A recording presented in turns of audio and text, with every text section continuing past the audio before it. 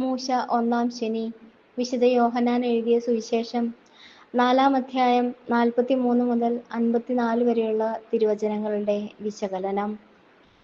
രാജസേവകന്റെ പുത്രനെ സുഖപ്പെടുത്തുന്നു. യൂദയക്കാരനായ യേശു തന്റെ പരസ്യജീവിതം ആരംഭിക്കുന്നത് ഗലീലയിൽ നിന്നാണ്.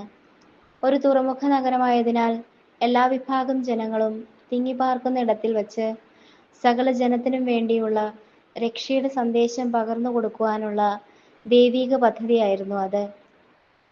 യോഹന്നാന്റെ സുവിശേഷത്തിൽ തന്റെ ദൈവത്വം പ്രകടമാക്കുന്നതിന് പ്രവർത്തിച്ച 7 അടയാളങ്ങളിൽ രണ്ടാമത്തെ അടയാളമാണ് രാജസേവകന്റെ പുത്രനെ സുഖപ്പെടുത്തുന്ന ഈ സുവിശേഷ ഭാഗമെന്ന് രേഖപ്പെടുത്തപ്പെട്ടിരിക്കുന്നു. വിജാതീയർക്കും രക്ഷപ്രാപ്യമാണെന്ന് ലോകത്തോട് പ്രഖ്യാപിക്കാൻ മരണാസന്നനായിരുന്നവന് യേശു ജീവൻ നൽകുന്നു. പൊയ്ക്കൊള്ളുക, നിന്റെ മകൻ ജീവിക്കും.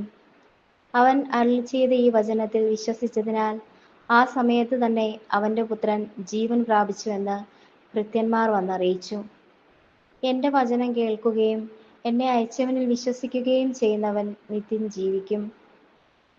വചനം ദൈവത്തോടു കൂടെയായിരുന്നു, വചനം ദൈവമായിരുന്നു. അവൻ ജീവനും ജീവൻ നൽകുന്നവനുമാണ്. അവന്റെ ജീവനിൽ പങ്കുപറ്റുന്നവനും ജീവിക്കുന്നു. ഞാൻ ജീവിക്കുന്നു, അതിനാൽ നിങ്ങളും ജീവിക്കും.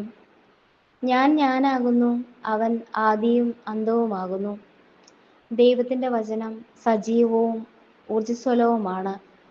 അതിൽ വിശ്വസിക്കുന്നവരുടെ ചേതനയിലും ആത്മാവിലും സന്ധിബന്ധങ്ങളിലും അത് തുളച്ചു കയറി ജീവിത നവീകരണത്തിലേക്ക് അവരെ നയിക്കുന്നു. വചനം എൻ്റെ പാദങ്ങൾക്ക് വിളക്കും വഴിയിൽ പ്രകാശവുമാകുന്നു.